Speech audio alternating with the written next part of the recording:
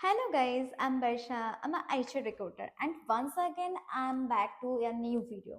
इस मंथ में इतना back to back job fair हो रही है कि ऑनेस्टली बोलूँ तो मुझे खुद ही समझ में नहीं आ रही है कि कब कौन सा अपडेट आप लोगों के साथ शेयर करूँ। बहुत डिफिकल्ट है कि टाइम निकल के ये सारे वीडियोस बनाना, सो प्लीज ये वीडियो को एंड तक जरूर देखना। बाय द वे मैं यही बताना आप लोगों के साथ भूल गई हूँ कि मेरा डेस्टिनेशन कहाँ है, मैं किधर जा रही हूँ। आज जा रही हूँ मैं शिवरी बीरभूम, जहाँ एक गवर्नमेंट पॉलिटेक्निक कॉलेज है, श्री रामकृष्ण शिल्पा विद्यापीठ। ये एक डिप्लोमा कॉलेज है, तो इस कॉलेज का गोल है कि इस साल में जितने भी सारे कैंडिडेट उन लोगों के कॉलेज से पास आउट करेंगे, तो वो सारे कैंडिडेट को हम लोगों को एक एमएनसी कंपनी में प्लेसमेंट दिलाना। और जो सारे कैंडिडेट 2026 में पास आउट होने वाले हो, तो उन लोगों के लिए तो ये वीडियो काफी हेल्पफुल होने वाली है।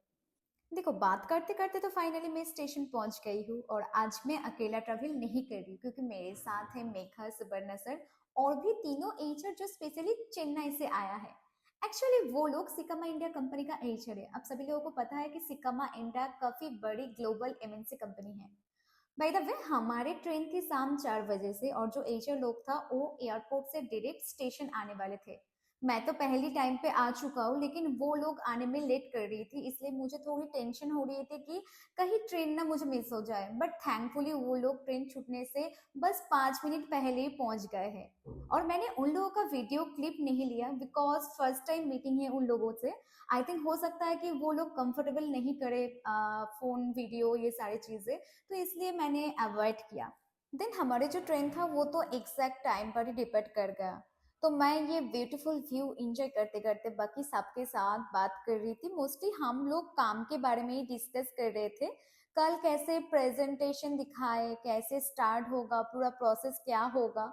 तो ये सारे बात करते करते पता ही नहीं चला कि कब 2 घंटा गुजर गए। तो फाइनली 2 घंटा ट्रेवल करने के बाद हम लोग बोलपुर स्टेशन पहुंच गए। और ये है मेघा, मेरे ऑफिस में ही सबसे बेस्ट बॉन्डिंग इसके साथ ही है, बहुत ही हेल्पफुल गर्ल है। हम दोनों सेम डिपार्टमेंट में ही काम करते हैं, लेकिन ये इतना ज्यादा बात करती है कि जो आप लोग क्लियरली देख सकते हो।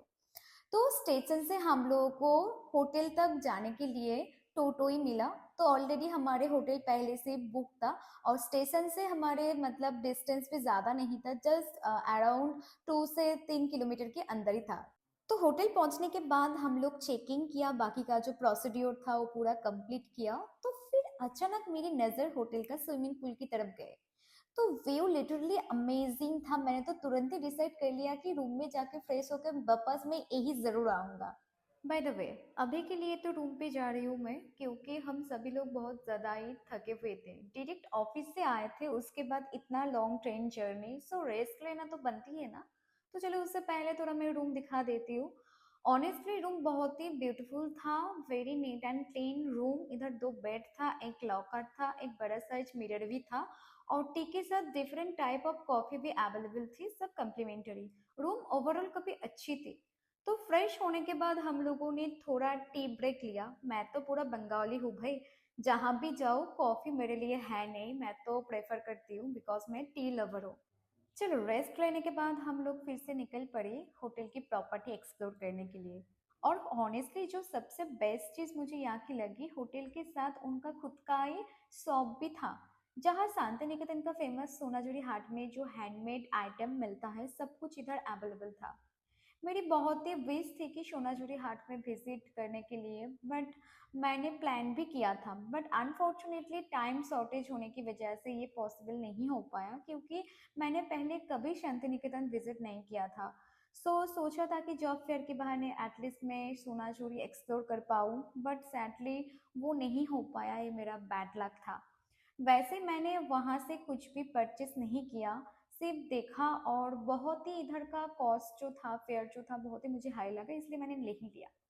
उसके बाद हम दोनों आसपास थोड़ा घूमने लगे। एनवायरनमेंट इतना पीसफुल था, इतना ब्यूटीफुल था कि पूरा दिन का जो टायर्डनेस था ना, वो बस एक ही मिनटों में गायब हो गया। सच बोलो तो बस यही सोच रही थी कि कस एक और एक्स्ट्रा दिन यहाँ स्पेंड करने का मौका मिल जाएगा तो बेहतर होता, बट मुझे पता था कि ये पॉसिबल है नहीं। बाय द वे इधर का स्विमिंग पूल देखो, इतना अच्छी लग रही थी कि अगर समर का टाइम होता तो मैं 100% कूद जाती इधर। वटेवर इतना घूमने के बाद सीरियसली हम सभी लोगों को बहुत ज़्यादा भूख लग गई थी।